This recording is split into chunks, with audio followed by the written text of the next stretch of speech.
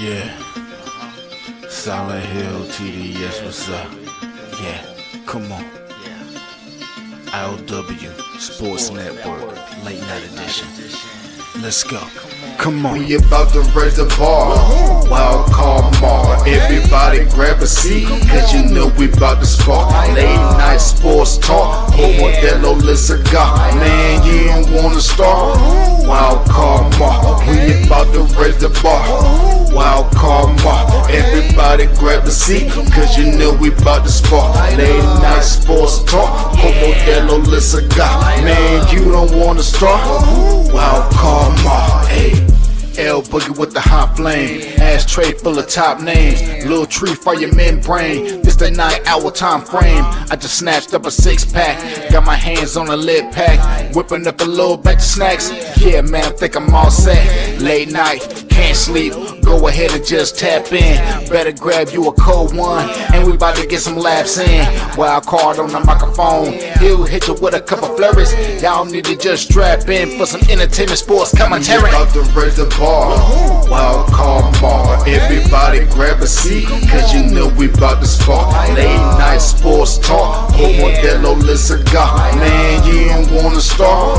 Wild card bar. We about to raise the bar. Wild card bar. Yes, sir. Yes, sir. What it do? What it do? How we doing today, folks? Your man Walker Mar back in the building, and it's Taco Tuesday. So if you know it's Taco Tuesday, you'll see myself, and you see, hey, the man, the myth, the legend, hey, Pastor Bar himself. That is my brother from another, Randy Rebert. What we got? Panther on that? Oh wait, he actually put his Instagram name up. It didn't.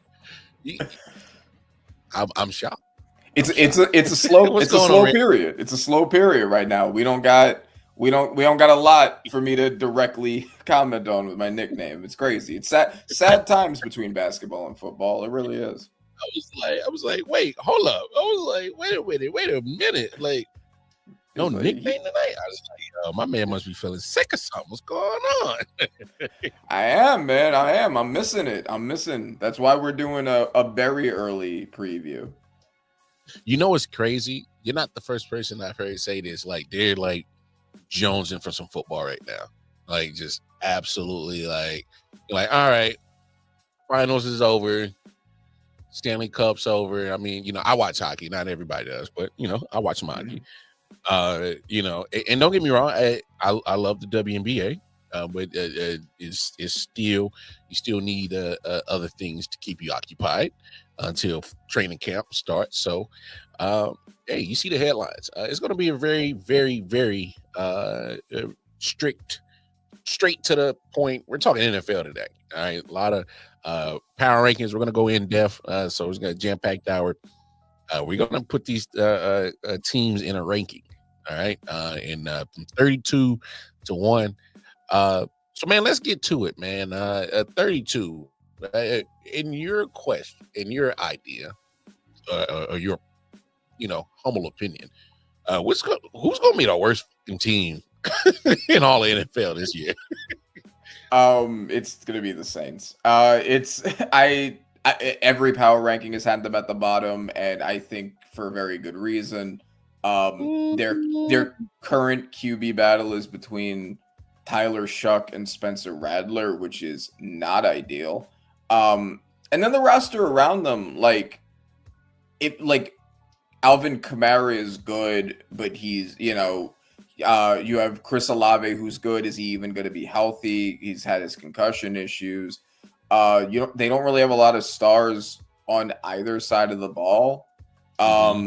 So, on paper, the roster is not good, and the QB situation is the worst in all of football. And also, before we flip over, I just want to say also, because I want us to do build up, lead up content into football season as it goes forward. I was thinking about, because they're doing a lot of player rankings right now. Like the NFL has the top 100, and yep. That was my first idea before this one, and we could always still end up doing that because I would come on the show and I would do the player power rankings. But it's really hard. it's really hard to do. I think that there's like a pretty clear and obvious top 12-ish, but like once you get past that, Yeah. it's just it's so hard, so subjective. No one agrees on the criteria. So team power rankings, I think it's easier. Yeah. So Oh, I yeah. think this is Oh, a yeah. good place for us to start. But we're definitely going to do more building up into the NFL season. Oh yeah. Well, I mean, and honestly, because it is July, and for me, once we hit that calendar mark, once you hit July 4th, I'm like, all right, that's pretty much. You get some of the bigger things that's happening in NBA wise, whether it's free agency or trades or signings or something like that, and then it starts sizzling down, and then that's pretty much NBA will pretty much, I mean, summer league. I've been paying to summer league. Yes, Obviously. Yeah, Ace is playing tonight, so the Jazz they'll be in action. So if anybody get a chance, kind of let us know how that's going on for him. But that's just what it is. Like calendar wise, you're like, all right, and baseball can only do so much for me. yeah. And we'll cover some baseball and some summer league, some WNBA too. Like if some worth talking about happens in those, like we'll absolutely talk about it for sure. Oh yeah, for sure. But MLB yeah, I All mean, Star is happening yeah, around this time next week. Yeah, NBA. Not I'm sorry, MLB. Yeah. MLB. I know I'm tripping. Major League Baseball, so they'll have their All-Star situation going on next week, and so they'll be taking their mid-summer break as well. But I just love this time of the year because I'm like, all right, training camp's coming. Training camp is coming. And they're like, all right. And then right when you get August, you like, well, we get a preseason game, I think last week of July. So yes, I'm it's like 24th, I think. Yeah, it's the last week. You're right. Mm-hmm.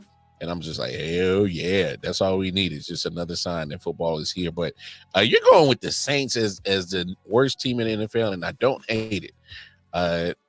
I hate it for Saints fans is because they literally could have had their quarterback if they really wanted to, sitting right there. They chose not to, and they went the route that they went. And like you said, if anybody told you that the competition was going to be between Tyler Show and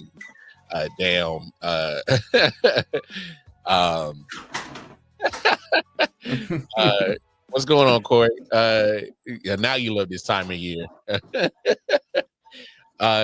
It's I mean, quarterback situation is crazy. I mean, you didn't prepare for nothing. They've been trying to find something since Drew Brees, and I thought Jameis was going to be it, and then they gave up on that, and then they tried what was his name? Taysom Hill, Mr. Tim Tebow 3.20. I don't know what version of Tim Tebow he was, but they tried that. That didn't work. Yeah, I feel bad for Saints fans because they really thought that they was going to try to give them some good hopes, and it's looking bad. It's looking pretty bad. Yeah, and I mean, there are going to be people who think that Tyler Shuck is like a real, like they have a real belief in him because he's a rookie. You never know what you're going to get with him. But I mean, he wasn't particularly great in college. He was injured all the time, and taking a rookie who's already has a ton of injury concerns to me is pretty crazy. He is a little older, and so they're kind of selling that as maturity. But like to me, it's a lot of cope. He was not the best rookie that was available, even close. He was projected to go even lower than he went, and he didn't go in the first round as it is. So. Yeah, I don't see much happening, and it's not even like he has a great system to work with either. Working with nothing.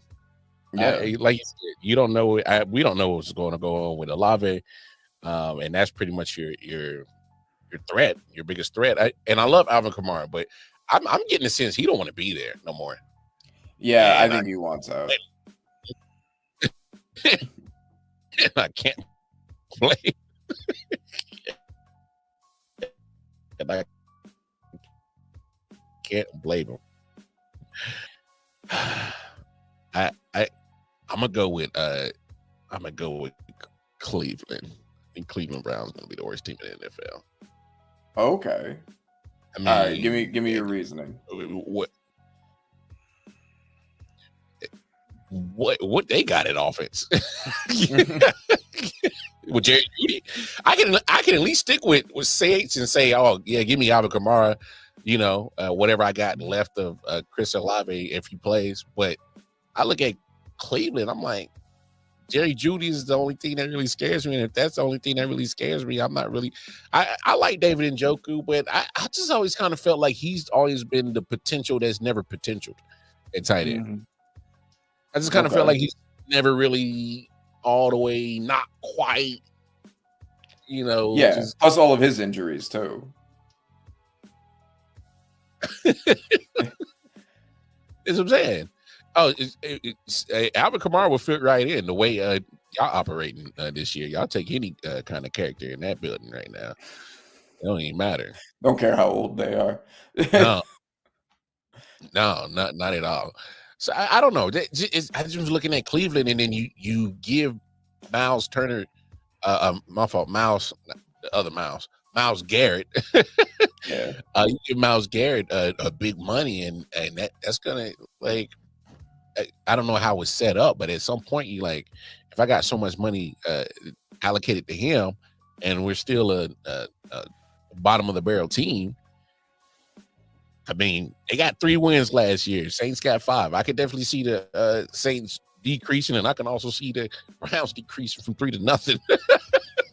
That's true, and I think it depends. Yeah, no, I know the offense is terrible. I mean, the reason why I didn't have them at the absolute bottom is because I don't think Shedeur Sanders, especially without much to work with, is going to be immediately amazing or anything. But I think he will be at least solid, serviceable. You gonna win that job? Oh, I think I've seen it be made, I think, pretty clear that that's how it's going to at least end up. They may start with Joe Flacco and then transition to Sanders, but I think Sanders is going to end the season as the starting quarterback. I don't think you take 2 rookie quarterbacks without wanting to try one of them, right? Like, then what's the point? So I think that right. And also the Browns defense, I think, will be good enough that they could win some low scoring games with that, whereas the Saints don't really even have that. So that's why I didn't give Cleveland the lowest point. I still think they're going to be like bottom 5, right? Like, give or take. But that's why I bumped them a little bit. Who did you have 31? 31. I got Tennessee. Okay. I think Cam will eke out maybe 2-3 wins just off the sure grit and personality that he has. But he's not working with much. Calvin Ridley, cool. I like him. What scares me about them is their defense, who has the talent, but at some point in time, I think they're going to have to trade Jeffrey Simmons at trade deadline. He's going to be too valuable. They're not going to be going nowhere. I think he's gone trade deadline. L'Jarius Sneed, who I still love it as a great corner, couldn't stay healthy for them in his first year in Tennessee, so that doesn't help them when you traded for him and you paid him, but he wasn't available for you last year. So they're hoping that he can be available. Other than that, I mean, Tennessee is just, new coach, pretty much new front office and all that shit. So they're rebuilding again, and they just rebuilt 2 years ago. So it's kind of like, I don't know. I'm not sold. Cam's gonna do a lot. He's gonna have to wear his cape for 17 games. Okay. All right. I think that's fair. My 31 is the Colts. And it's because if you look at the roster top to bottom, it's not horrible. Like, they got a serviceable wide receiver group. They got Jonathan Taylor. The defense is okay. I think that getting Travarius Ward was a great move for their secondary. They got Tyler Warren, who I think is going to be really good. The roster is not horrible, but it's that quarterback room. It's Anthony Richardson and Daniel Jones. I think it just does. The team's not good enough to be what they would need to be anything more than booty cheeks. Oh, so you're basing this solely off this quarterback room? Yes. It doesn't matter how good your receivers are if your quarterback can't get the ball to them. Like that's just how it is. If he's throwing nowhere near them, it doesn't matter how good they are. Hey, would you believe that I think Anthony Richardson's completion percentage last year was like, I can't remember what it was. It was something just disgustingly bad. It was like in the 50s, yeah. Yeah, it was 51%. I'm like, oh, that's not good. Oh, no. It's worse. You really want to in 11 games he played, his completion percentage was 47.7%. That's crazy. That's not NFL caliber. That's not even G League caliber. That's not even college. There's college quarterbacks is going to have a higher, and look, and I've seen Colts fans talk about it online. They're worried about it, and they are, and they should be. Mm-hmm. I was kind of shocked you put him that low, but now when you put it all on that situation right there, you got a guy that's completing 47.7%, and that's supposed to be your starter, and he can't even make it through a whole season. All right, that's just being real. And their alternative is Daniel Jones. That's who Anthony Richardson has to beat in training camp to get the job. Terrible position either way. I don't hate your reasoning for that. Yeah. So that's my reasoning for them at 31. I don't think the roster is terrible, but it doesn't matter if the quarterback is that bad, and either way, it's going to be that bad. Position is terrible. Oh my gosh. Yeah, I'm actually, now that I'm looking at it, I'm actually kind of shocked they did not go in the draft and go get one. Yeah. And this is why, because I've talked about this before, and I talked about it when the NFL draft happened. This is why you don't draft for an athletic project, especially at the quarterback position. This is why, yes, Josh Allen worked out, and he wasn't good in college, and they went after him because of his freak show athletics, and he ended up working out. That happens so infrequently, especially at the quarterback position. You just don't do it. And this is why, Anthony Richardson looks like what you would expect somebody who wasn't good in college to look like, because he's not good now. Well, I mean, physically, he is a freak, and I fell for it too. I'm like, I fell for the combine, and you look at it, and you're like, oh, this guy might be like Cam Newton-esque, and he's nowhere near that. What I think it was 11 to 13 starts he had at Florida his last year, and that was his only year as a starter, and he was highly inaccurate, and he managed to, I'm not saying fool the scouts, but he kind of sold himself pretty damn good during that whole pro day and combine situation, and the stock rose, because I remember watching it, and we did an I.O.W special about it, and literally shot up the draft, goes top 5. I fell for it. So did the coach, but this guy got to do something. I mean, he got to. Anthony says, I think it's coaches. I think it's the coaches. Bo Nix wasn't surprising people at the combine, but he turned out good. Well, he went to a better coaching situation. I mean, like Sean Payton or not, which I'm not a big fan of him. But the guy, Kubota says that he can do the right things for the squad. So yeah, but this is the reason. This is the reason why I don't think that you rely on the combine to make your choices, especially for quarterback, right? Because yeah, Bo Nix was not an athletic freak, but he was good in college. He was productive. His completion percentage was insane. His passer rating was insane. His biggest criticism was that he threw a lot behind the yard of scrimmage. You know, like people thought like maybe he was kind of a game manager that was relying on a bunch of stuff, whatever, right? But like the production was there. And I think, yes, I think a big part of it was the fact that Sean Payton was his coach. And I mean, Sean Payton turned the entire team around. That team of really Pat Surtain being the only star, and they end up with one of the best O-lines and best defenses in the NFL. That's a very much a Sean Payton factor, right? Of course, but I don't think that. I think that's proof because so many people were low on Bo Nix because he wasn't an athletic freak and all of this stuff like this traits stuff. And then they were super high on Anthony Richardson because of his traits, despite no production. This is why you prioritize production, and I think this is a testament to that. Yeah. And no, you bring up a good point. Like, no matter and I think what it was is you look at I think it was the actual way that Anthony Richardson looked at those combines. You're like, I don't know if I pass that up because it screams potential, and that's the only problem. I get it.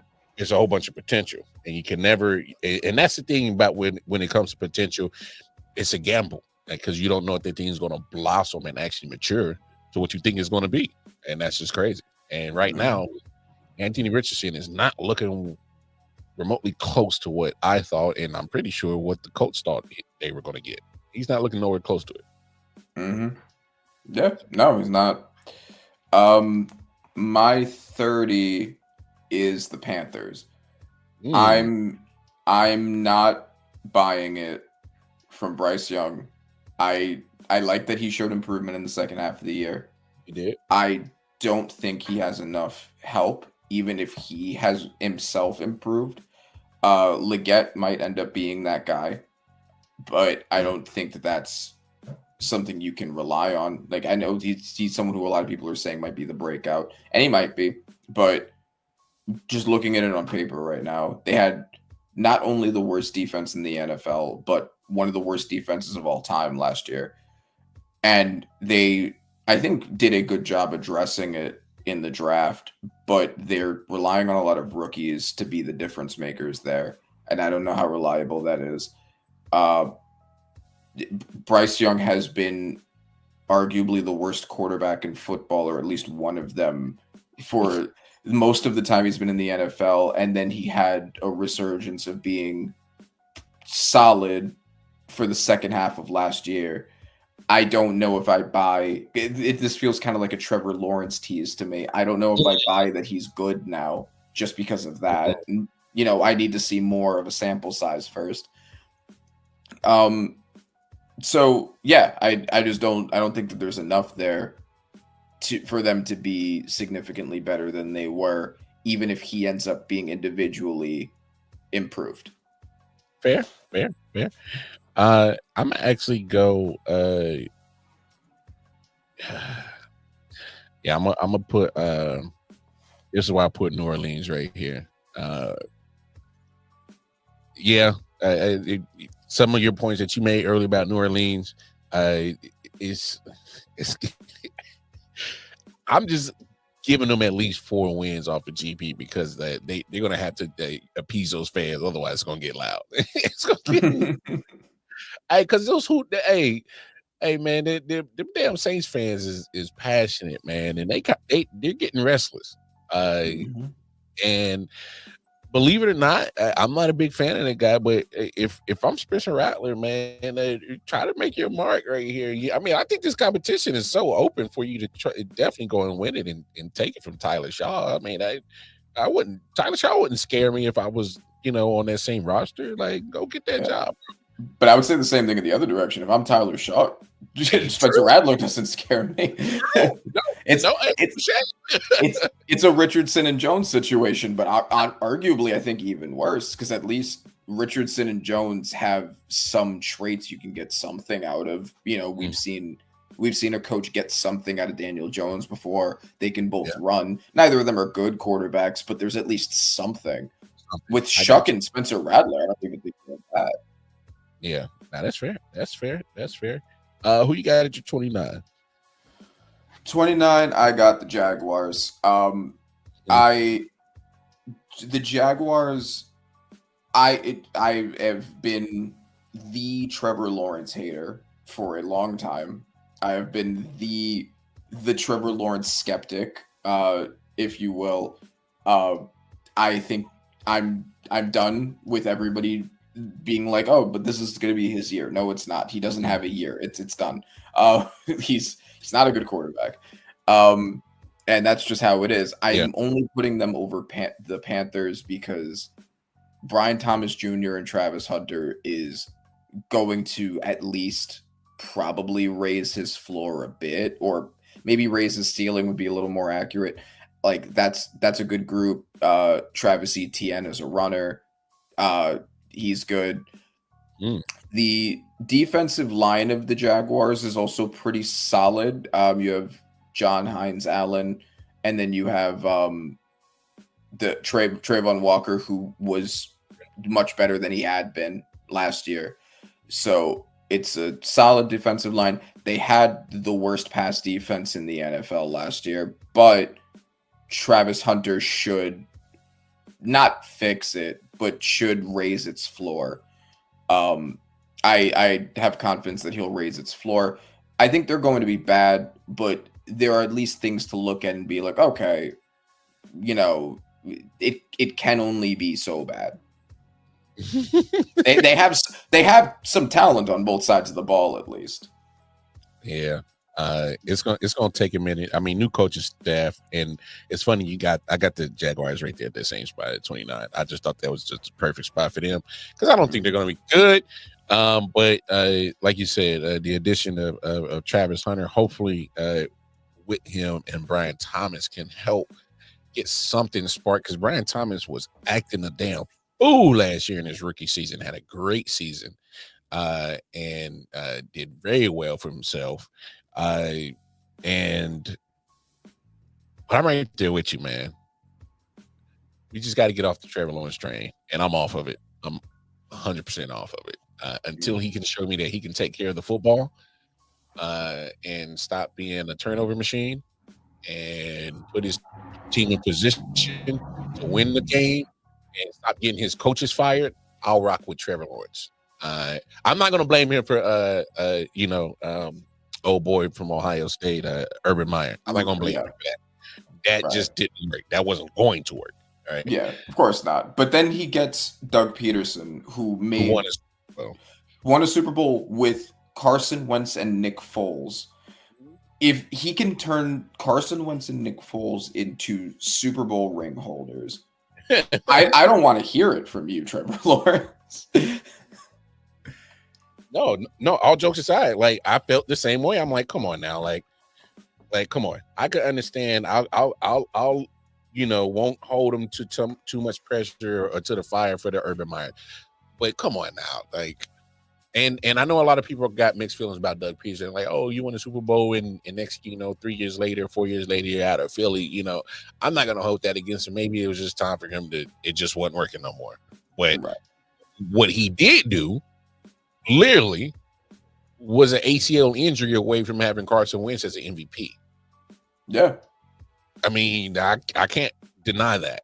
Yeah, and that's coaching. Like that's coaching and that's system, right? Like he had a pretty loaded team around him, right? But like that was the coaching of those players around him and the working Carson Wentz into that system. That wasn't Carson Wentz, because Carson Wentz on his next team was already on his way out of the league.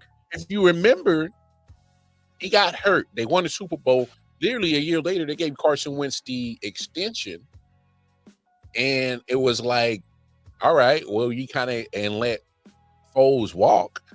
And so you pretty much put everything on the relationship of quarterback and coach, saying, all right, well, you made him look good before the ACL. Now he's yours fully. And there is no looking behind your neck, waiting for Nick Foles to take your spot, or none of that. Is you and Carson. And when Carson really didn't play as good because he was still recovering from ACL the year before, it just didn't work. I mean, yeah. And then he went to the Colts after that, and he was dog shit. And then he was a journeyman, and then he was out. Yeah. And I don't even know if he's signed right now to any team. I think he actually might be on your team. Well, he was last year, and but they since moved on from Carson, so I don't know. I don't know where he's at now. I don't. Yeah, exactly. So that's our point, right? Like, he was able to turn a Super Bowl champion out of that. Yeah. So I don't want to hear it, Trevor. I don't want to hear it. Now I'm with you. And now you have Brian Thomas. You had Brian Thomas Jr. last year to throw to. You had Travis Etienne to run beside you. I know that he wasn't as good last year, but like, that's good help. You had Evan Engram in the past. You had Calvin Ridley, who was, good, solid. You had Christian Kirk, who was solid, right? Like, you weren't in the worst system in the world. Like, no, and now you're gonna have Travis Hunter. I know it's not like he was ever given dog shit and say, "Hey, make something out of this." So that's not the case, right? Okay. So you got my 20. What are we at? 28. 28 was 32 plus 5. 32 minus 5. No, because he did 29 with the Jaguars. I think we had him at the same spot. Yes. Okay. So 28. 28. I have the Cleveland Browns. I was trying to decide between them and the Jets, who are, spoiler alert, they're in the spot one above. I could absolutely debate the two of them together, but less proven at the QB position for the Cleveland Browns. They don't have much in the way of offensive weapons. I think their defense is going to be very good. With the addition of Mason Graham right next to Myles Garrett, that should be a good defensive line. They have in the backfield, they have Denzel Ward. They need someone next to him, which they don't have. But there are talented pieces, and then Kevin Stefanski is a good coach. Yeah, actually, you know what? No, I'm making a executive switch. Making an audible. Jets are going in this position. Cleveland Browns are going to be 1. And the reason why is because of the coaching. Because I think Aaron Glenn, I like Aaron Glenn, but he is a new head coach. I think that Kevin Stefanski can get more out of his roster than Aaron Glenn can get out of his in his first year. Because I just thought about that. And that's where I'm landing on that. Justin Fields hasn't really proven much of anything. He's a great run threat, but he's also very inaccurate. He's now on yet another team. This is kind of the overall roster isn't horrible. They have Breece Hall. They have Garrett Wilson. They have, Sauce Gardner, Sauce Gardner was kind of what I was thinking about when I was talking about before about like the player rankings, where it's like they're like the clear 12-ish players, and then after that it gets really hard because Sauce Gardner through the past 3 years has been the best corner in football, but he's coming off of a pretty big down year from last year. So is he going to be 2022 Sauce Gardner, or is he going to be 2024 Sauce Gardner? They got a questionable defensive line. They got Quinnen Williams in the middle, and I like that. But I mean, after losing Hassan Reddick, I don't really know if they've done a good job filling that edge position. They lost DJ Reed to go to the Lions. Not DJ Reed. DJ Reed, the corner. Yeah. So a lot of question marks here. Plus, they're the Jets, so when you're the Jets, this is kind of where you go. The Browns are also the Browns, right? Like two of the saddest franchises ever. So like I think it's fairly interchangeable. But because I think Stefanski can get something out of his roster. He's done it before, and because I like the defensive line of the Browns, I'm putting them one spot above the Jets. But those are the next two for me. All right, yeah. Well, I'm gonna go ahead and knock my two out. I'm definitely putting the Patriots right here at 28. I think their defense is going to be there because Mike Vrabel is going to bring the defense. He's going to help coach it. Drake May can fling the ball, but who the hell are you throwing the ball to? And don't tell me Stephon Diggs is your guy. I get it. He's too worried about smelling BBL butt. So that whole little situation, whatever that whatever. If that's your no, and don't get me wrong, I still think Stephon Diggs is talent. I just think coming off of ACL injury that he had, if he was more focused on rehabbing and getting ready for that instead of smelling BBLs, I don't know. It's just been a very noisy offseason for him personally, and that just goes very the opposite, despite what player wise of what Patriots players are known for being. So yes. I just don't think that's a good match at all. Him and New England. And then I'm gonna go ahead and put the Panthers right above them.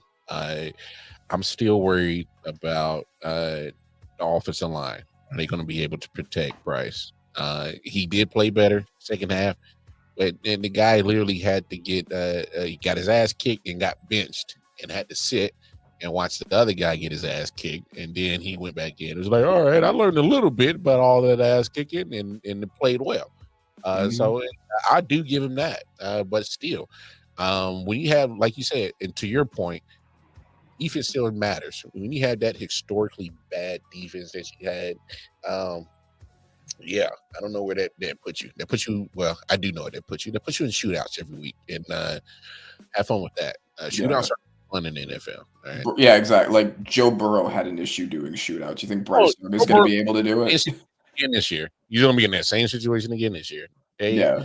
And I trust Bryce Young with Xavier Legette significantly less than Joe Burrow, Jamar Chase, and T. Higgins trying to do that. True. A lot less. Yeah. Who you got at your 27? 27, they're about... Oh, no, that was your 26 because you went... Yeah, because I did two spots. So. Yeah, you went Jets and Browns. So, yeah, 26. My fault, 26. 26. I think I got the Cowboys 26. I got the Cowboys at 26. I think their coaching is going to be horrible. They were very bad last year. Dak Prescott is now coming off of another injury. Damn. Okay. Yeah. Coming off of another injury. This is a team that has talent, right? Like you have the wide receiver room of CeeDee Lamb and George Pickens, right? Like that's I'm calling another audible. All right, you know what? I'm calling another audible. Patriots are going in this spot. I like Mike Vrabel and Drake May. I think he's good at talent, but again, who is he throwing the ball to? The defense should be better, but I don't know if Mike Vrabel has the personnel to turn into an elite defense. I think they're going to be their ceiling's going to be raised, right? Similar to what the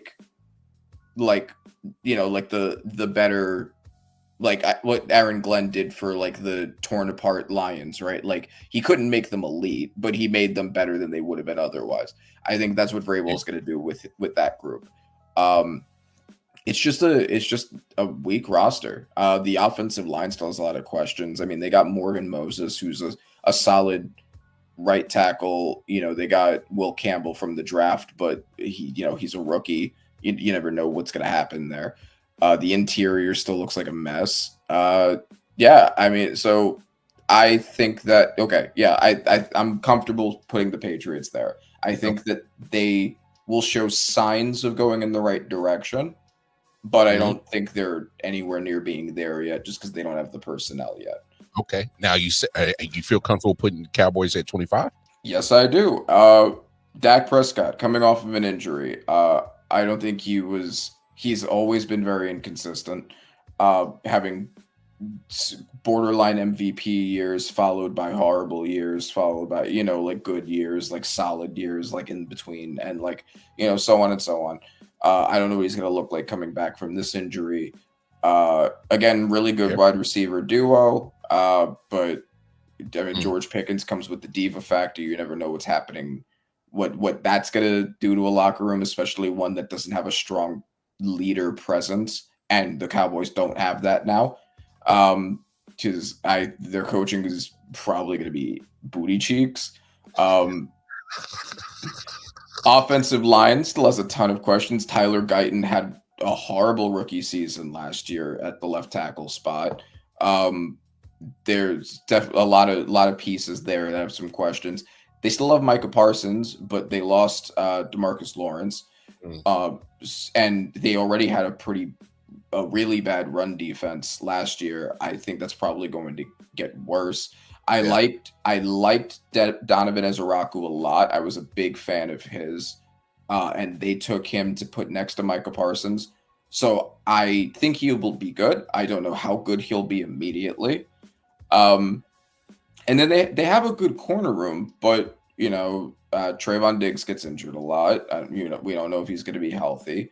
They got what's the corner's name that they got in the draft? I forgot his name. Yeah. Here, hold on. But hey, you know what's funny? As Siobhan Revel. Okay. Yeah. Yeah, Siobhan Revel, who I liked a lot, but he's also coming off of an injury. I think it was an ACL actually. Yeah, torn ACL. So you don't know what's gonna happen there. Deron Bland. They have a good corner room, but a lot of questions around if the personnel is gonna be there. So a lot of issues on that team. That's what I'm gonna say there. A lot of issues, good personnel on paper, but a lot of issues with that personnel. So I do a Chiefs podcast, homie Chris Dow, shout out to him, Arrowhead Chiefs podcast. And we just did our show today. And he brought up an interesting point. How in the hell are they gonna react when it's gonna be that game where CeeDee Lamb has 12 receptions, 183 yards, and 3 TDs, and George Pickens has 2 catches for 30 yards?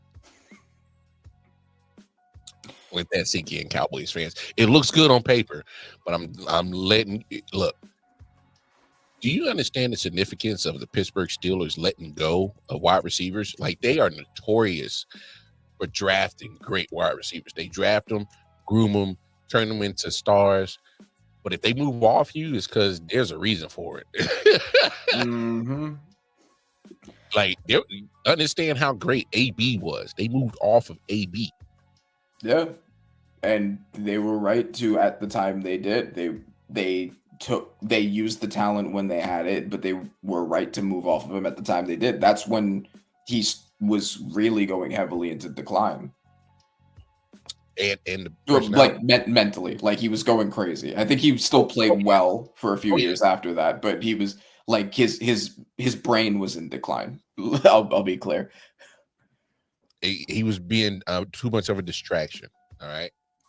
And the fact that you now have been moved, I'm just, it says something, George Pickens, and because your attitude is going to show out that day where CeeDee Lamb is rightfully so has earned that right to get the majority of the targets as number one wide receiver. Now you're in his house. You'll get the ball when you get it. And let's see, and he's gonna have to be okay with that. And I don't think he's mentally prepared to be just okay with that. So I don't hate your take at putting that low at 25. So I don't hate it. So let me now you got 2 in a row, yeah. Yeah, I'll drop a 26. Bears. I don't trust Caleb Williams. That's going to be a big disagreement for us then. That's and that's fine. And I know how good Ben Johnson is as an OC, but he's not an OC now. You're head honcho, and there's certain things that you're gonna have to run the team. You're gonna have to run the team, and yeah, I like some of the additions that they're doing to try to protect them and give them some weapons, and they're trying to get younger. And I love some of the pieces on defense, like Jalen Johnson in the corner. I love him on defense, but I'm like, I don't know if I trust Caleb Williams, man. I don't know if he's fundamentally sound enough for me to. He wants to make the big plays, but I'm like, sometimes, bro, like take the right play to get the big play. He does it backwards. He wants to da da da da da, and I'm like, bro, like you just missed that easy play right in front of you, and take it. Mm-hmm. So that's kind of one of the things that's kind of always bothered me about Caleb. Okay, I agree. I mean, I agree with that criticism of him for sure. And any other issues with the Bears, or who's the team above them? No, is a team above them. Jets. I just think just removing Aaron Rodgers should get you better. Facts. Just a removal. And I just think at this point, there's no pressure on Justin Fields. He doesn't have to go out and be Superman. Use your weapons, and him and Garrett Wilson got a relationship already. I'm pretty sure they'll reignite that. I can't wait to see them just feed Breece Hall. Just feed him. You can worry about the offensive line issues and try to get them fixed and patch up, but until then, run the ball. This should be a run first offense. Aaron Glenn should just don't try to be too difficult. Keep it simple. Be a run first, and then I mean that's what they did in Detroit. They predicated a lot of things off the run, and it worked. And that played to Jared Goff's strengths. That's his strength, is playing off the run. That's always been his strength. Yeah. At Cal, at the Rams, at Detroit, that's his strength. Get that running game going, because he's great bootleg, play action, and it's easier. It makes the game easier for him. It works in his strength. So I see Aaron Glenn kind of implementing that same thing, but it's still a Jets. Still a Jet. Yeah. 24. Okay. So I had about 3 teams that I was trying really hard to debate between for this spot. And I think this is probably the order I'm going to put them. The next spot, I think, is going to be the Titans. Really? Big on Titans this year, huh? I like Cam Ward. I get that he's a rookie, which is why they're not higher, but I think that he's going to be good. If you actually looked at the stats, which I was really surprised by, they had the second best pass defense in the NFL last year, like just by yardage, which you wouldn't have thought, because they were terrible as a team. But I think taking out Will Levis, putting in Cam Ward, I think will make a pretty significant difference. I don't know. I'm not projecting like a CJ Stroud, Jaden Daniels situation from Cam Ward or anything, but I think he will be a very noticeable, very solid upgrade. The wide receiver room is decent for him. Calvin Ridley, they got his favorite target from Miami College. They got Xavier Restrepo. They got Alik Ayumaner from the draft, who I liked. The main concern and the reason why I don't have them higher is that O-line. That O-line has been horrible. That O-line has been absolute trash for a while now. It's been one of the worst in the NFL. I don't know if it's been made any better. I don't know if JC Latham is going to become that guy. And they're really going to need that from him. But I have them around this spot, basically because there are still a bunch of question marks. But it's not a horrible overall team, and I'm cautiously optimistic about Cam Ward. I'll say that. All right, that's your 24. Go ahead, give me your 23, 22, 21, and 20. Okay. Ooh, all right. So 23, I have. All right, I gotta put them here. All right, I'm gonna say the Giants. I think I'm putting my Giants here. I think the defense is going to be crazy, and I think that's going to be why we aren't horrible. But the offense is suspect. It's Russell Wilson. I don't trust him. I think he will be. My guess is he's probably going to be mid. He's probably going to be all right. Maybe a little inconsistent, not horrible. I don't know if Jackson Dart is going to get any time on the field. I think he probably should, because if we are already going in that bad direction, we should at least know what we have in Jackson Dart before we enter next year's draft. So I do expect us to see him on the field to some degree, but I don't know if he's going to be any good. I'm still pretty cautious about him. Malik Neighbors, of course, is a star, but they didn't add anybody to play next to him. I think Darius Slayton is a solid number 2, but I don't know if that's the kind of thing that will elevate Russell Wilson or Jackson Dart or Jameis Winston, for that matter. Just having the one super weapon and then a couple solid ones in Darius Slayton and Wan'Dale Robinson. Tyrone Tracy from the backfield, I like. He was good. He had his fumbling issues, but he was the second best rookie running back behind Bucky Irving.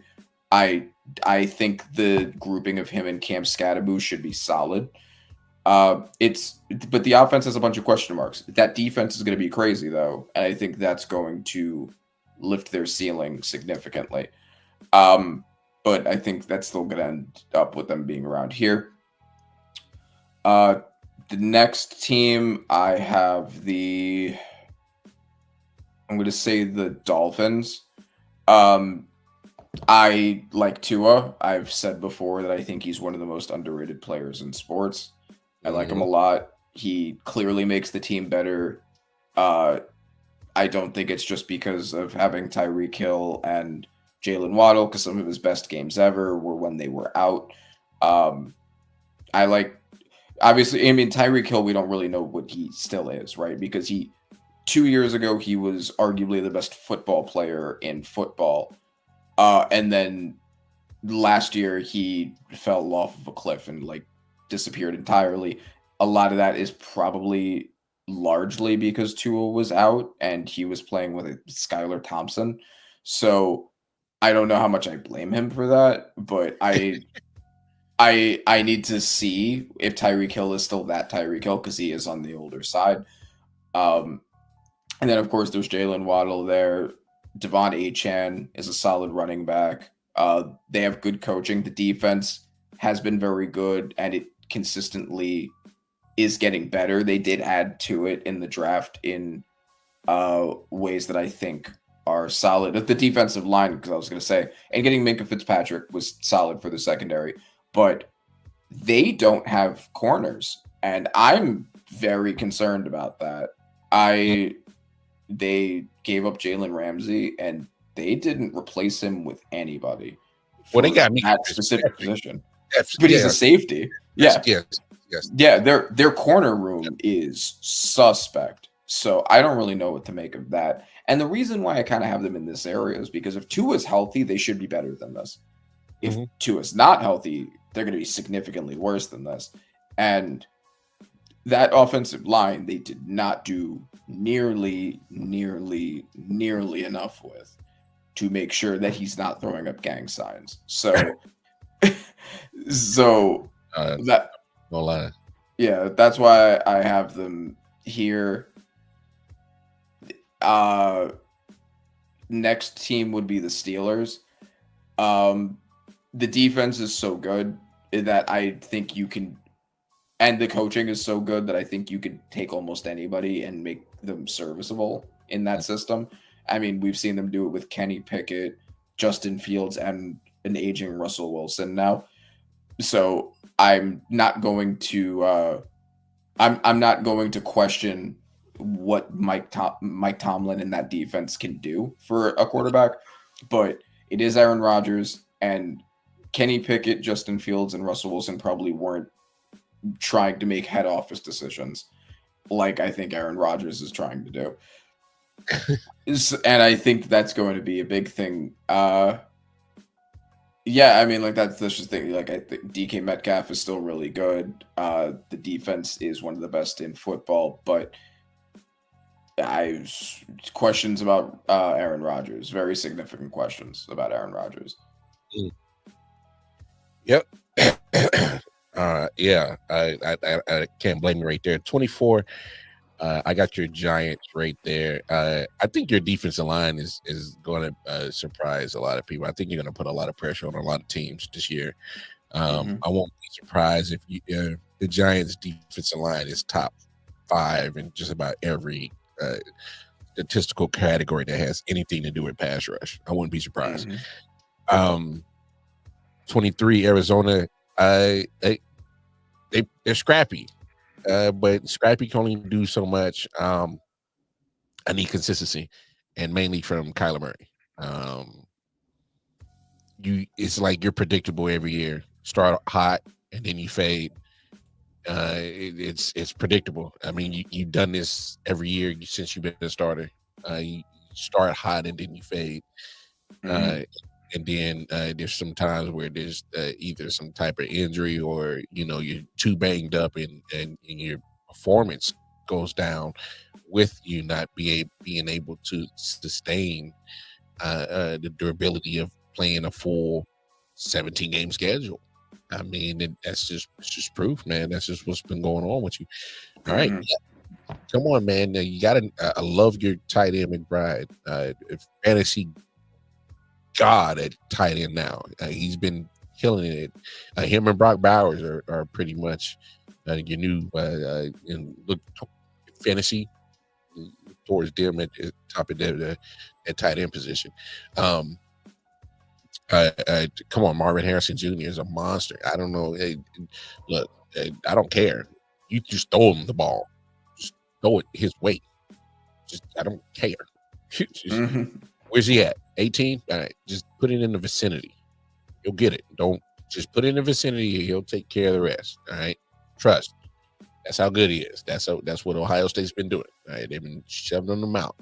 All right, so some of the best wide receivers have been coming out there at university. And Marvin Harrison got the name. Come on, just don't play. All right, just put it in the vicinity. So Arizona right there. I'm right. Miami right there, 22. Same reasons you got it. They could easily creep up in this list if you're talking about durability with Tua. And that's the only and the offense would click, and because his accuracy is crazy. Yes. And we talked about it with them getting Darren Waller, and maybe that could potentially unlock some juice left in his game. We know what a mismatch he was. When he was at the top of his game. So, look, it's on him. 21 ATL. I like Michael Penix. Something needs to. Here's my thing. Where was the pass rush? It was no pass rush from ATL last year. The defense, which is crazy because I love the way that they put that secondary together, and I'm like, oh, you totally wasted it because you had zero pass rush. Because I love Bates and I love Terrell, who they got on the outside. So it's kind of like, what are we doing? Like, don't waste a good secondary with no pass rush. And yeah, so it just didn't work out. But they got to fix that. If they can fix that and get some more product. Kyle Pitts, dude, you talking about potential that just won't potential? Mm-hmm. It just won't maturate. I'm done. I've waited long enough. He's marinated long enough. He's been in the oven long enough, and he won't cook. I'm at the point. Is like, come on, bro. Like,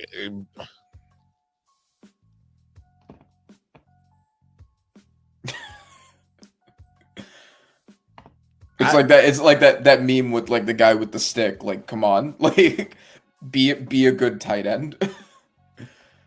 You talking about literally when he came out in his class, and I'm like, yo, dude could be, he possibly, not to put no pressure. I was like, he could possibly be like a Shannon Sharp type, Mm-hmm. Because Shannon Sharp in his prime, he was giving the business. Like, trust me, all right. As a Chief fan, I saw him. He used to work he used to work us. So, chisel, solid speed. Like, this dude might have something. Almost Shannon Sharp, Vernon Davis type. And it just ain't quite. Nah. Yeah. All right. Coach, I'm trying to give him the benefit of the doubt. Hey, here, Tony. I really think that they could possibly win that division, because I think that division is really not that spread out as people think. I think it's pretty close. From 1, 2, and possibly 3 and 4. I mean, if things really shape, it might be a possibility 4 might be better than 1. And anyway, the AFC South is bonkers in my opinion. But I got Coach right here. It's like Anthony Richardson, bro. You. And like you said, and Daniel Jones is the alternative. Damn. I'm actually giving them a little bit too much love, because that situation right there is disgusting. Mm-hmm. I'm giving too much love. All right, big dog. Go 19 to 15. So I got 3 teams that are all in the same division that I think are all kind of, depending on how certain things go, can all end up being around the same area. And you could absolutely also mix and match these teams. I have all of these teams splitting their series together. And I'm going to say Cardinals.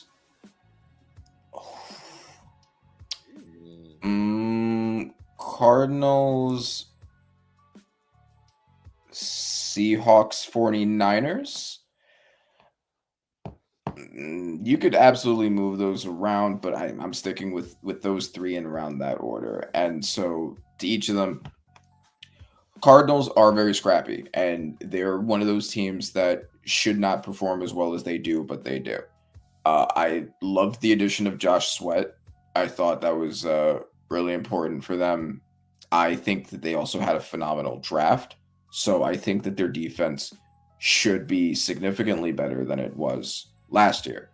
And yeah, I mean, it is also with rookies. And what I said about the Panthers with their rookies, but in this case, these were much higher touted rookies. Walter Nolan, Will Johnson, right? Like these guys are guys that should be immediately ready to, depending on Will Johnson's injury, whole thing. But Marvin Harrison Jr., I know that he didn't have an elite season last year. He was disappointing by the standards we had put on him, but he was still very good.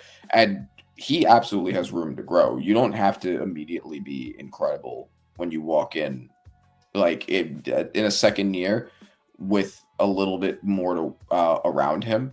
I think he absolutely could end up shooting up that wide receiver those wide receiver stats. Kyler Murray, I like. He's good. He's a very much a good quarterback. He's not a great quarterback. He's not a bad quarterback. He's a good quarterback. He's the perfect example of that bracket right there. And I think that he will be solid. I think that he will play decently. Trey McBride, like you said, one of the best tight ends, top 5 tight end in the NFL right now. They got some pieces, and they've James Conner also really underrated running back. They've won games that they shouldn't have with less than they currently have. They've had the most that they've had in years now. So they could also be a surprising team that shoots up the brackets right here. They could also end up being a little bit worse. They could end up being worse than the past couple of teams that I put behind them. But they have a big range. Seahawks, good roster overall. I had a lot of questions about what they were doing with this wide receiver situation, moving DK Metcalf, moving Tyler Lockett, bringing in Cooper Kupp, who's going to play maybe 5 games. At least they have JSN. Okay, yeah, I mean, I don't know if I would go as far as 5th best, but I get your point, right? Like it's a range. It's a big range, and I agree with that. So yeah, I mean, the talent. Larry, so the issue with my fault, Randy. The issue with Kyler Murray is not the talent; it's he can stay all 17 games and stay consistent. You were just talking about pure talent wise, and he easily top 5 quarterback if you talking about talent wise. I'm talking about quarterbacking, putting it all together. And that's where I have an issue with Kyler Murray, is putting it all together, because the talent is not the issue. Yeah, he'll smoke a lot of these quarterbacks in the NFL pure talent wise. All right, so yeah, he's got exactly. Yeah, he's talented. It's just a matter of like the consistent production, and that's always been his issue. He hasn't consistently played like a quarterback with the talent that he could, but he's a good quarterback. Seahawks, I said, very good defense. A lot of great pieces in their secondary. The wide receiver situation, like I said, had been super weird. They have JSN though, at least. Kenneth Walker has been kind of up and down, but he's a good running back. The defensive line should look really nice. Leonard Williams has been a star for them. They have him next to Byron Murphy. When Byron Murphy comes back, that should be an elite interior duo. My reason for not putting them higher is, of course, Sam Darnold, I think, is a scam. I think that he is fool's gold. I think he's a scam. I think that Minnesota pulled an absolute fast one in making him look like an elite quarterback.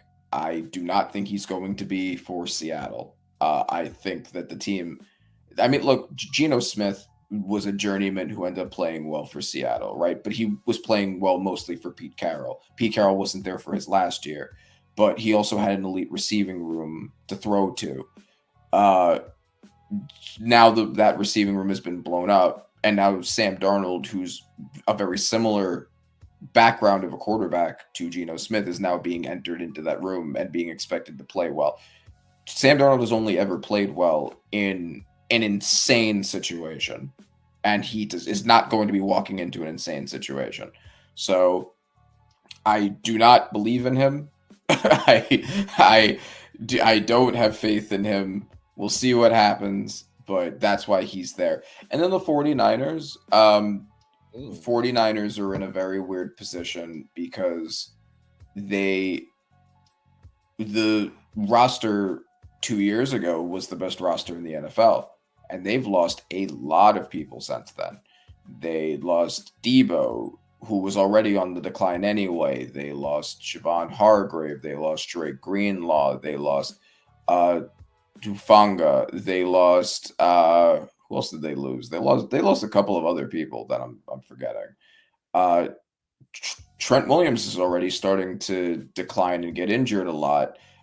Brock Purdy is somebody who is great when the system is all together, but we've seen him fall apart if two different people together are out, right? Like if two of his four best weapons are out, we've seen him fall apart. Well, Debo's already out the door.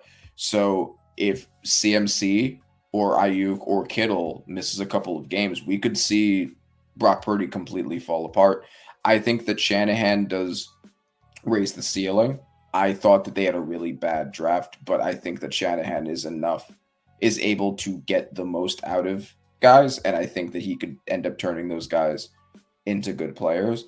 But a lot of question marks now with the best team in the NFL, essentially the best roster on paper, being diced up as much as they've been diced up. So that's why I have them here in this area. Makes sense. That makes sense. Oh, wait, and you said 19 to 15. It was one more, and the last one I had was, I think, was it the Raiders? I think it was the Raiders. The Raiders. I like Geno Smith. I think Ashton Genty is going to be a star. Brock Bowers is already a star. I liked their draft a lot too. Max Crosby and Christian Wilkins together, it's good. Makes for a good defensive line. They I forget the name of the other edge rusher they have, but he's pretty good. My biggest concern with them is their secondary. Their corner room was horribly suspect last year. But unlike the Dolphins, they did address it, and they got people's names. Raiders. Was it third round pick 2025? What was his name? Darian Porter, who I liked a lot. They got him as a corner in the secondary. We'll see what he ends up being, but he can be good. I also have a lot of faith in Pete Carroll. We've seen what Pete Carroll was able to get out of Geno Smith before. I think he can again, especially with a really good set of weapons around him now. I liked Jack Besh out of the draft too. So you get Jack Besh and Brock Bowers together with Ashton Genty as run support. Not a bad situation to be in. Their O-line is okay. I think that they did a good thing in getting more O-linemen in the draft. I really liked Charles Grant. So you put him on the opposite side of Colton Miller. You may get the best O-line that Geno Smith has had in a while since Seattle's was so awful. Yeah. So that's why I have the Raiders there. I feel that. I right here at 19. I put the Raiders right there at 19. I looked at their schedule. They got a very favorable schedule in that first half. They could possibly by week 7 when they face Kansas City, could possibly be like 5-2. Don't quote me on that, but if I remember correctly, they have a very favorable first 9 games before they go into their bye week. So I got them at 19.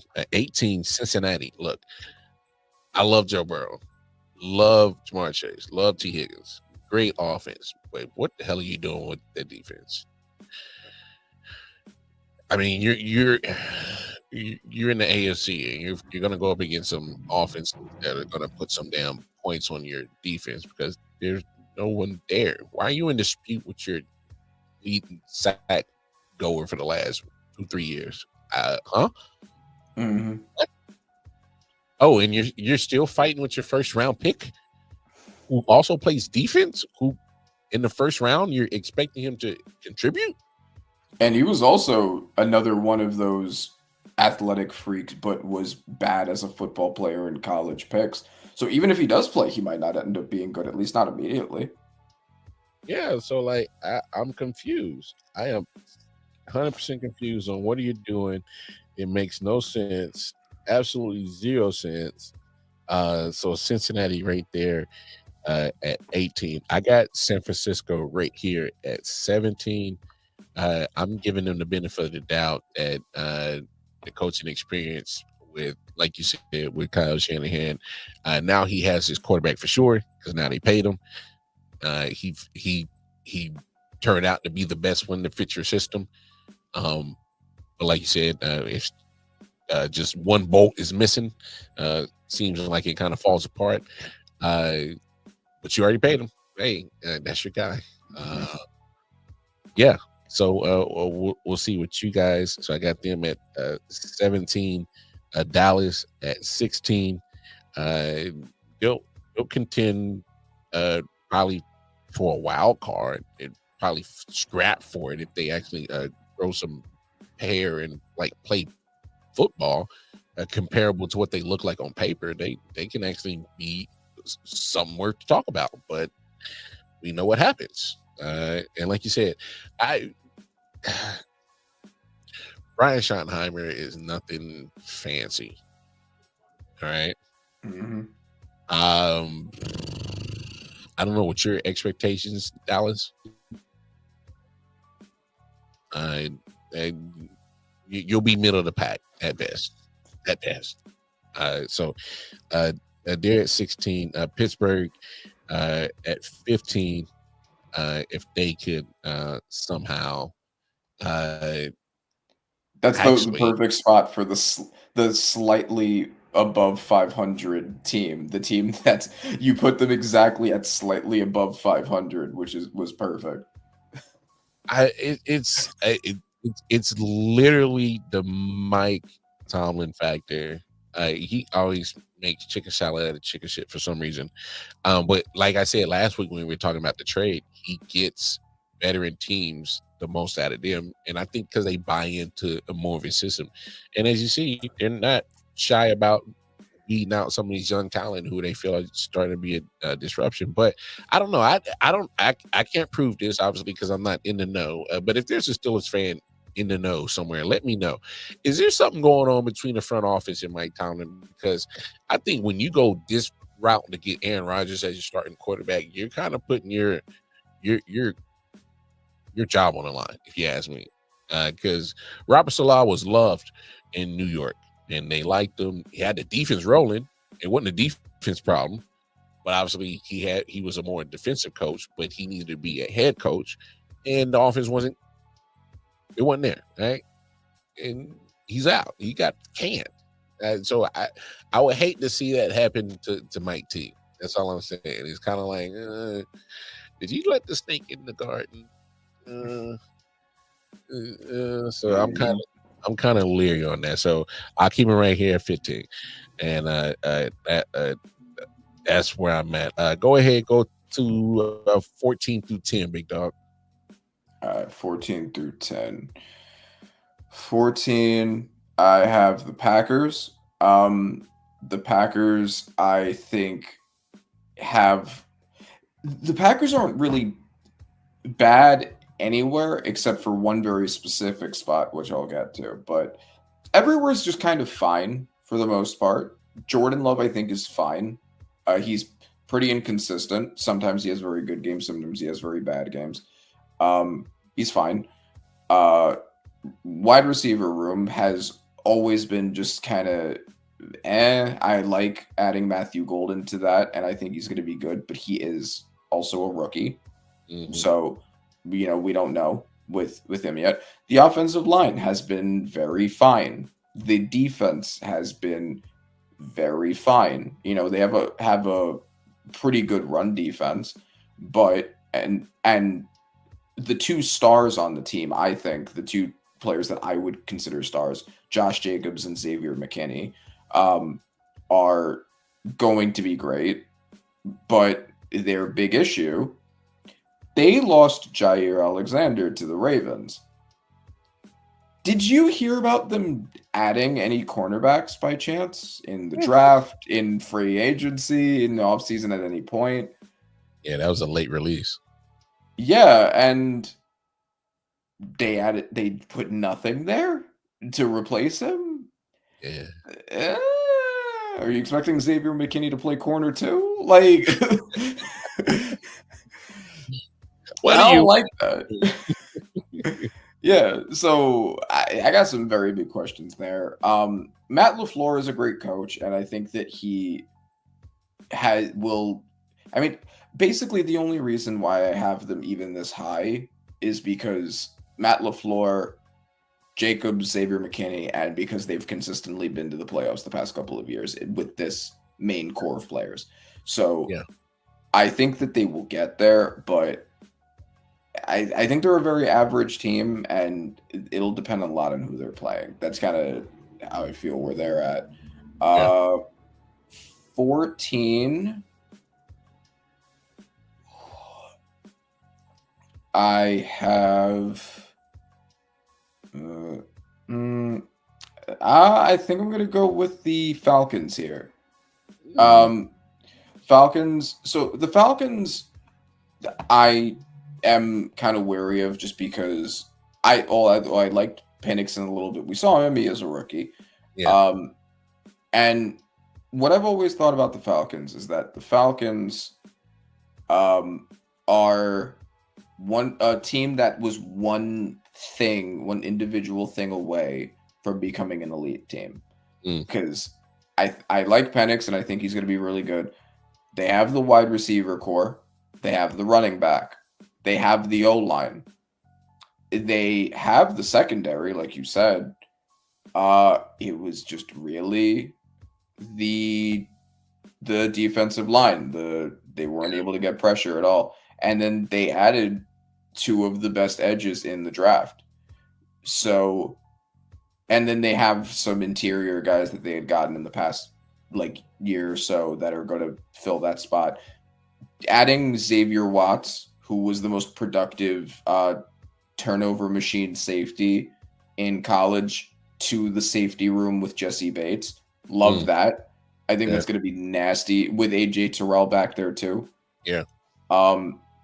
So I think there's a lot to like about this team. I don't know what to think of Raheem Morris yet. I guess maybe that's another potential reason for concern, but they just really needed a pass rush, and I think they got it now, and I think that's going to be the thing to take them to the next level in a not very competitive NFC South. I think that now they really have the chance to compete against the Buccaneers. And the Buccaneers I have in the next spot, right above them. And I only have them one spot higher because they're proven. They've just been to the playoffs. We already know Baker Mayfield's good. We already know Todd Bowles can coach. The wide receiver group is still crazy. I didn't think they should have used their first round pick to add a wide receiver, but the fact that they did means Baker has that much more of a weapon. Bucky Irving was great. The defense was suspect last year, but they did. I think they did do a decent job in addressing that. I think it should be better, especially that defensive line. Now they got David Walker, who was my diamond gem of the draft. They got him next to Vita Vea, and they got Desmond Watson, the 400-pounder, to figure out what they're going to do with him. And Elijah Roberts, who I liked there too. So they could end up having a super nasty defensive line there. So I have them at that spot. How many more? 2. I'm gonna say the Vikings will go next. Teams loaded around JJ. Only question is JJ. Coaching's great. Yeah. Receiving room is phenomenal. Running back Aaron Jones is great. Brian Flores has turned that defense into an absolute unit. Only question is JJ, basically. Okay. How many decks? Broncos, I think I'm going to have right in that same spot. Broncos, the reason why they're above is because very similar situation, in my opinion, but Bo Nix is more proven than JJ. So that's why he gets the one spot above. How many more do I have left for this round, for this turn? Yeah, because if you listed all 5, I think you're good right there. Okay. All right. Cool. Yeah. So I had Pittsburgh right there, 15. 14. I'm gonna go Seattle. I love what they're doing on defense, getting young and very talented. I think they're gonna be great. There's some pieces on offense, like you said. I need some consistency from Kenneth Walker, tight end, offensive line play. Cooper Kupp, I guess you get whatever left to him. It's Sam Darnold. I don't know what you really are. Was that an anomaly last year? Or are we just chalking it up to Kevin O'Connell? Let me know, because what you were doing last year is like, where was that? Is it coaching? You need to be around the right coaching. So I don't know what I'm really getting. So I'm kind of skeptical right there. 13. I'm going to Chargers. I need to see Justin Herbert put it all together and like live up to this hype that all these talking heads talk about all the time. And as a team, I give Harbaugh his credit. Got him to 11 wins last year, but you're going to play a tougher schedule. So now you really got to see what's up, and you kind of keep turning around that roster. There's really been no chance for the that continuity to have those same type of people around. You lost some people, lost Bosa. There's been some problems with keeping Derwin James, who, in my opinion, can be the best safety in the league if he can stay on the field. Mm-hmm. So Chargers just, they never put it all together. 12, Green Bay. Jordan Love. It's sometimes it's like, come on, man, like what were you thinking on that play? And then on what are you going to do on defense? I don't even know if they're going to have an average defense. I don't know what's going on over there on the defensive side. Not sure who you're going to cover. So I'm kind of curious about that. But you do got some love Josh Jacobs. You can obviously control the clock if you want to with Josh Jacobs. So there's that, and make it easier for Jordan Love. If he's the one that's controlling the clock, that's great. And then I'm gonna go Rams at 11. Rams at 11. This is just off of just pure experience between Stafford and Sean McVay, that coaching staff, and what he can do. I'm pretty. They're scrappy as hell. That defense played really well last year for the Rams. I was surprised because the first thing you think, oh, you losing Aaron Donald, ain't no way that defense is going to be worth a damn. And then next thing you know, they actually played some good defense. The Rams did. So there's that. And so I think they're going to be a solid team. And if they want, they could take this division if they really put it all together. And I got Houston at 10. I got 2 9-7 seasons from this team, and that AFC South is really not that great. You should be blowing that division out the water. And the fact that you're not, and you're literally going into the playoffs at 9-7 both years, yeah, you should dominate this division. But you're here because you are in that weak division, and by default, you kind of, I mean, but look, I think the talent is definitely there on the defensive side. They're gonna fly. That secondary is gonna be low key, probably one of the better secondaries in the league. In their pass rush, because obviously they're gonna get after the quarterback. So, I got them at 10. So go ahead, go your 9 to 5, and then we'll like this turn out. So I'm calling another audible. Because I'm calling another audible because honestly, the Broncos at least should be like 3 spots higher than I put them, and I have 3 teams to fill the spots below. Commanders, I'm putting underneath, and the reason why is because I get how well Jaden Daniels was able to carry that team with basically just Terry McLaurin. I am not going to bet that he's going to be able to do that as easily again, especially now that teams have seen him. Right. So, and they didn't, their biggest issue was edge. They didn't really have much of a defensive line, and they didn't do anything to add to it. I don't think their defense is going to be any better. I think Jaden Daniels, and the reason why I have the Commanders and the Bengals, I'm going to have them back to back, is because I think they're in a very similar situation, which is they have a great quarterback. They have at least one great wide receiver. In the Bengals case, it's two. And that's basically it. And they're working off those 2 or 3 players to carry the entire rest of the team. I think the Commanders are going to be in a lot of shootouts next year. And I don't think they're going to be on the best side of all of them. So I have the Commanders and then the Bengals there because at least they have 2 wide receivers instead of 1. And because Joe Burrow is more proven. So I have those 2 there. And then I have the Bears. And oh man, you are high on these Bears, bro. I am high on the Bears, and I will explain why. Caleb Williams clearly had talent coming out of the draft. There was a reason why he was picked first overall. His situation was terrible. Matt Eberflus was a horrible coach.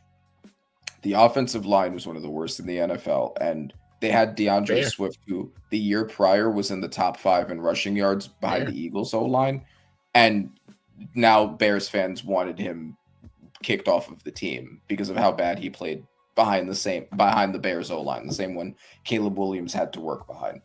Yes, he did hold on to the ball too long. I agree with you that he tried to do too many ESPN plays. He tried to play hero ball. That was in his scouting report. That was a thing that he did in college too. But he could have done better with that if the O-line wasn't actively working against him. I think they have made so much work on that O-line that I can't imagine it will be as bad as it was. Ben Johnson, I have a lot of faith in. Yes, he's a rookie head coach, but he worked magic with Jared Goff, and I think he can do the same thing with Caleb Williams. That defense was also already very good. So you take that, you just fix the O-line and you fix the coaching and otherwise run that back. I think that looks like a drastically different team. So that's why I have them there. And then I'm going to have the Broncos right above them in that spot because, again, similar situation, but they've already proven it. And I don't remember how many that puts me in because I just added 3. 4? It's one more, right? Okay. The next one above the Broncos, I think I had the Rams. Yes. Yeah, the Rams. Rams, consistently a very good team. They're really not a lot of significant flaws. You know, Matt Stafford still plays great. Puka Nacua is awesome. They've had a consistently good run game. The O-line isn't elite or anything, but it's fine. The defense, the rookies that they've been getting and then putting into that team, to fill the Aaron Donald hole that he left, they've done a great job with that. They did. Yeah, exactly. Every person they put on the defensive line has worked out fantastically. You know, Kobe Turner and then Jared Verse, D-Roy. I don't think there's a lot of significant concerns on the team. They're just not that team that's going to break through and be the championship winner. And then, you have Sean McVay, fantastic coach, right? But they're one of those teams that's just, they're not at that contenders level, but it's not because there's anything wrong. It's just because there are teams that are better. Yeah. I feel you. So I got at number 9, I got Minnesota. I'm with you. I think Brian Flores has done a fantastic job. He should be considerations for one of these head coaches. They keep opening up, but 100%. that's for another topic, for another day, for another conversation that we'll have. And now he has Javon Hargrave and Jonathan Allen in addition. Yeah. And so I think the defense is getting better.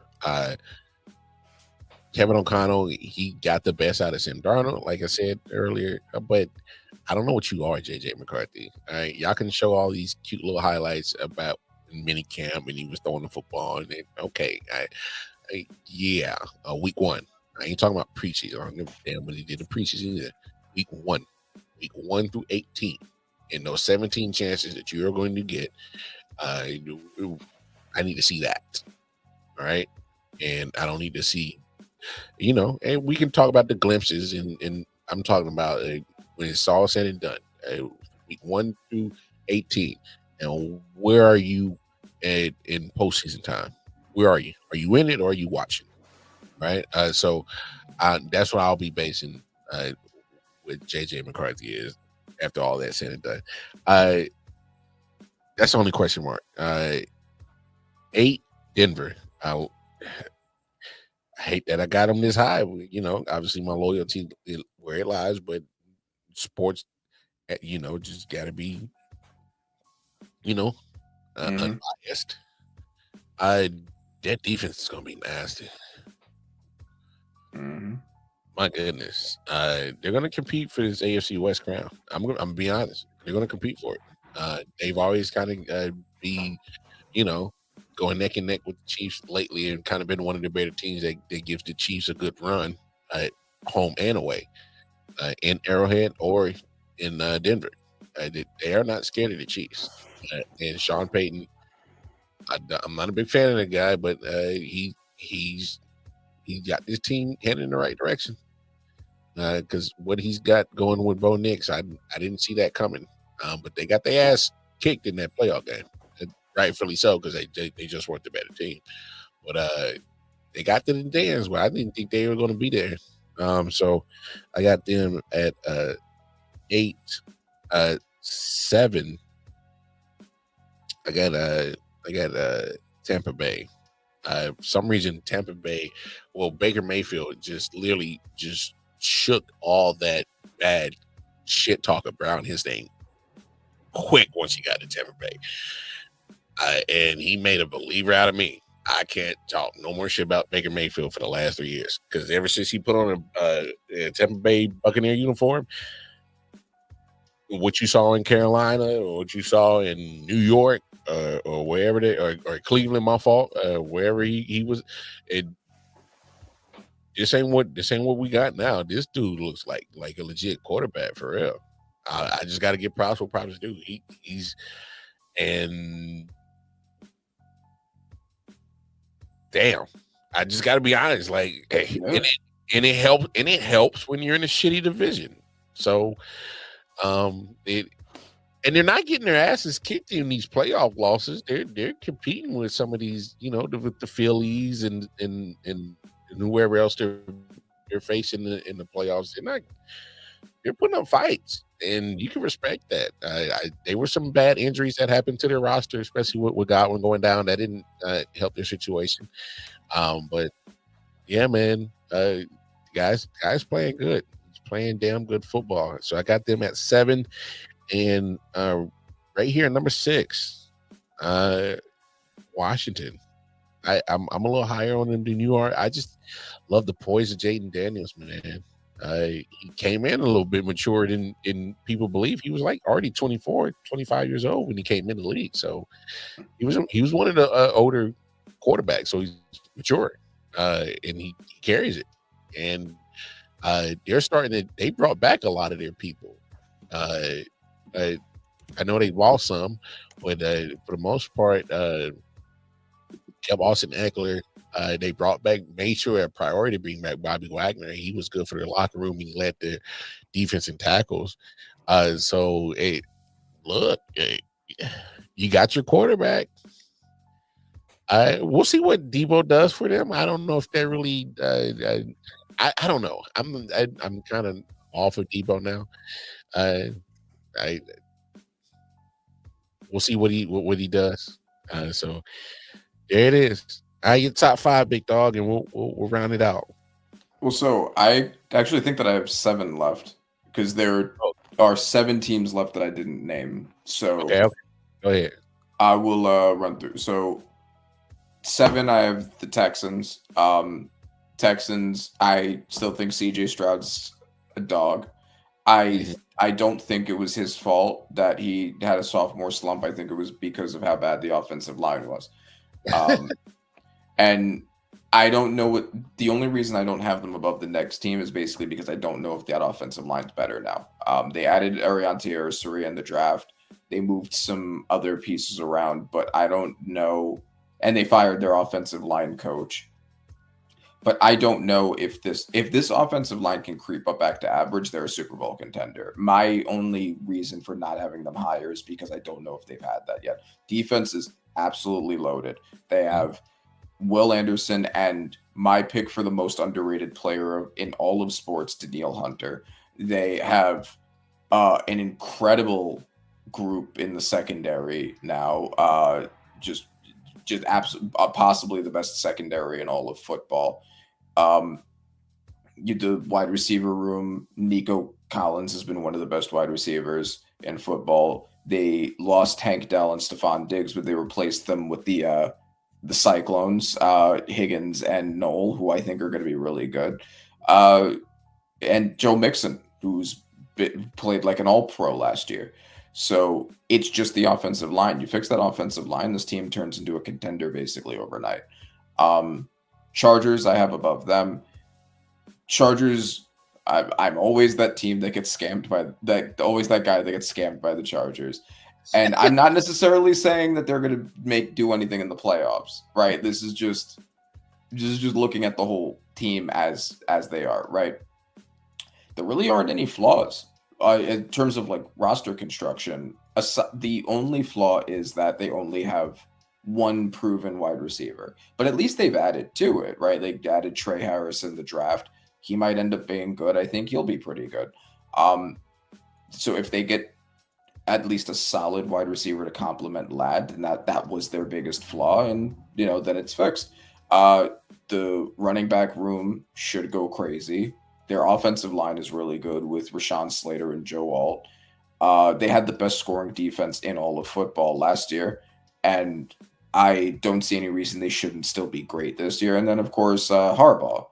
So just on paper, because that's, I guess, more or less what I'm always looking at, they should be a great team. It's just, are they going to choke? And choking is a hard thing to predict. Yeah. All right, next 5. Okay, so all right, so I'll do my 5 and then you can do your 5. So Go ahead. 5, I have the Bills. And it's always tricky with the Bills, and it was tricky last year because I thought they were going to decline last year because they blew up their wide receiver room and they blew up their secondary. And I didn't think they were going to be bad, but I didn't think they were going to be a contender anymore. I thought they were starting to enter like a tweaking stage. And then they ended up being one of the best teams in football again. They ended up being, after having lost their wide receivers, they ended up being the best scoring offense in the NFL. So I don't know anymore. But I think the only reason I don't have them higher, Josh Allen is obviously one of the best quarterbacks in football. He's like an undeniable top 3. James Cook ended up having a real breakout season last year and being one of the best running backs. Defense has always been good. I don't know if they're going to be elite or anything, but they were good last year. They should be good this year. Offensive line performed very well for Allen and for Cook. Coaching still great. The only reason I don't have them higher is just because I think the other teams are maybe from a roster construction standpoint a little more complete. Lions I have next. Lions I have slightly higher just because the roster is absolutely loaded. Pretty much every spot on there is perfect to some degree or another. There are really no clear weaknesses. Maybe they should have gotten an edge too, that to complement Hudgens, and I guess maybe that's like their one big weakness, right? But they have one of the best edges in football. Their interior should be great. And then you have Jared Goff, another selection of mine for most underrated player in sports. I think they lost their center and they lost Kevin Zeitler, but they did add interior linemen in the draft to fill those spots. I don't know how great they're going to be, but they still have one of the best tackle duos with Sewell and I forget the guy who. Hold on, I keep forgetting names. Tackle. Oh, yeah. Decker. Oh, Decker. Sewell and Decker. Yeah,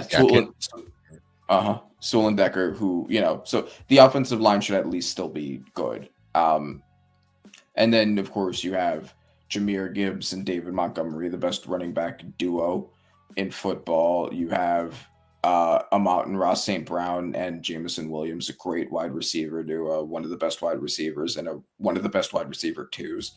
And then the defense, the secondary has had a lot of work done on it, especially now bringing in DJ Reed. They have either them or the Ravens, the best safety duo in the NFL now with Kirby Joseph and Brian Branch. It's just the only reason I don't have them higher is because they lost Ben Johnson and Aaron Glenn, and I don't know how that's going to affect the team. That's my main concern there. Like Jared Goff is a phenomenal quarterback, but he is kind of sensitive, right? Like he's if something and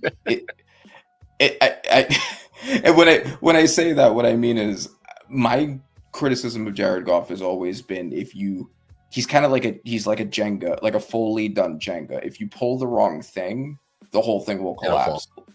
Yes, yeah. He can be like that sometimes. If he throws one interception in a game, he starts to lose his confidence and will throw a bunch of them.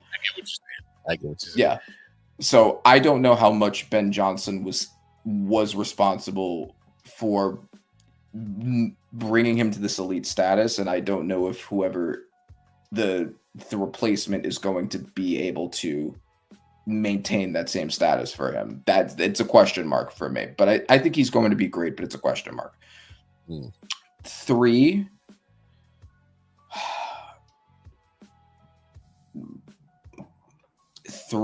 I'm going to say the Ravens. Ravens have roster absolutely loaded also. I mean, Lamar Jackson, again, one of the 3 best quarterbacks in football. Him and Derrick Henry, one of the most insane running back duos maybe in NFL history. This year, bro. Yeah. And then the offensive line has, kind of always had rotating pieces around, but they played well last year. They got most of their core guys back, so they should still be good this year. One of the better centers, they got their left tackle back. They didn't end up losing him. That defense also, their biggest issue last year was pass defense, and damn did they fix that. Damn did they address that. In addition to Kyle Hamilton, now they got from the draft, their first round pick. Malachi Starks. Yes. Malachi Starks. So they're another possible best safety duo in the NFL right there. And then they added Jair Alexander. We don't know how healthy he's going to be, but he should be great when he's there. And then, they added to the defensive line too. They added Mike Green.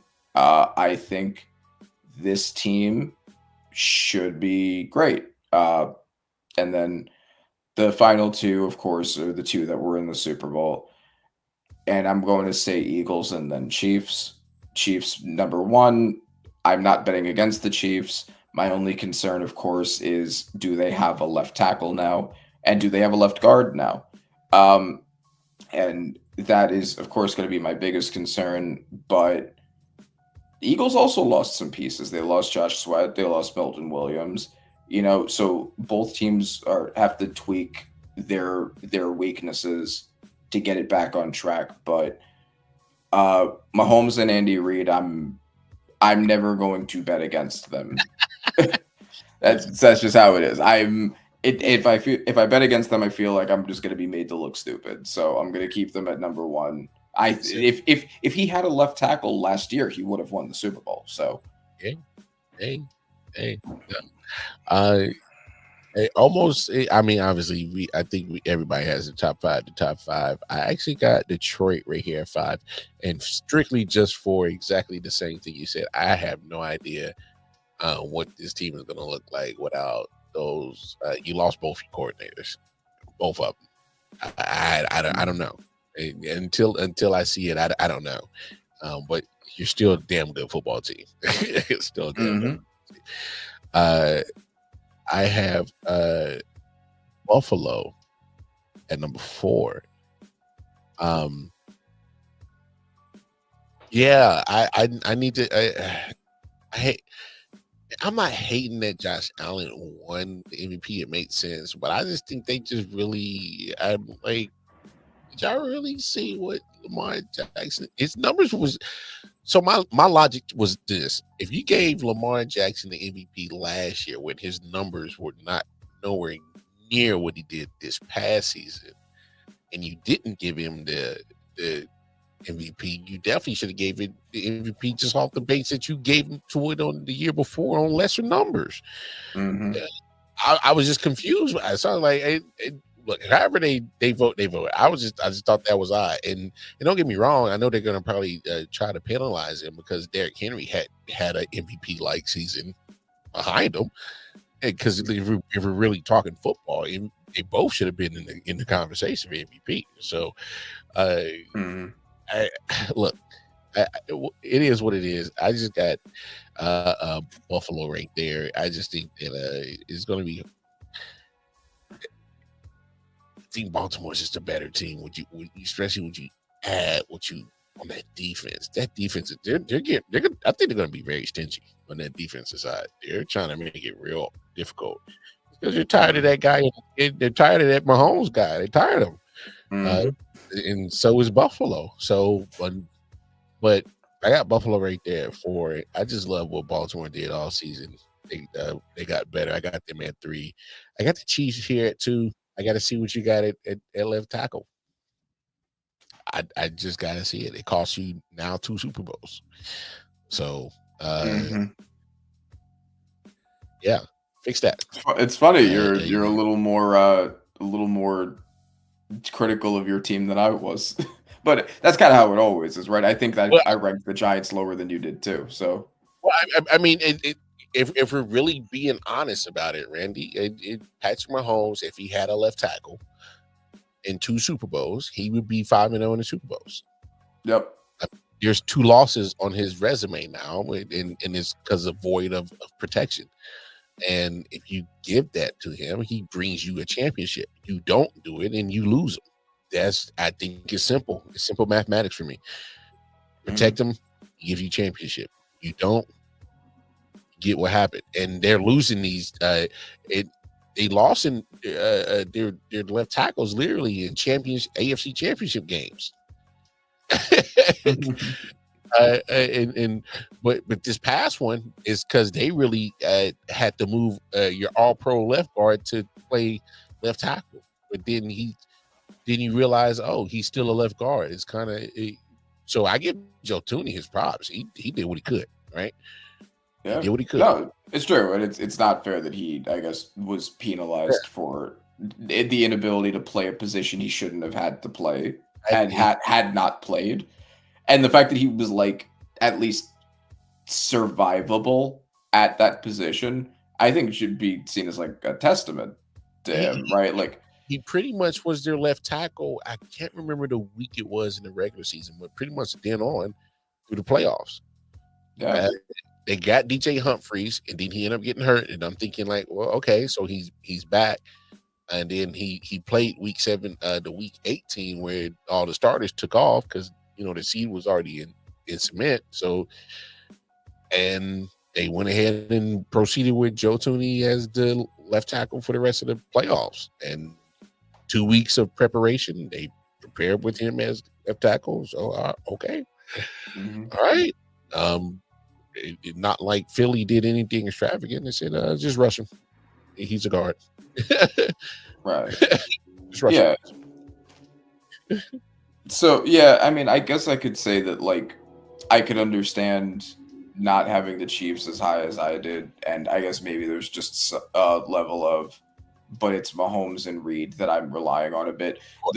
The Eagles roster is more complete. It is. It's true.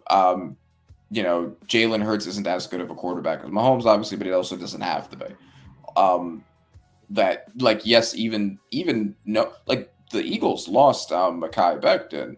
Nobody thinks the Eagles O-line is going to be anything other than the best O-line in football, still, regardless of who they use to plug in that spot, because they just know that the team is just that loaded. They'll, you know, whoever they plug in there, especially with the pieces around him that they'll have with Lane Johnson, Jordan Mailata, Landon Dickerson, like he'll be fine. You know, whoever it is, like he'll be fine in there.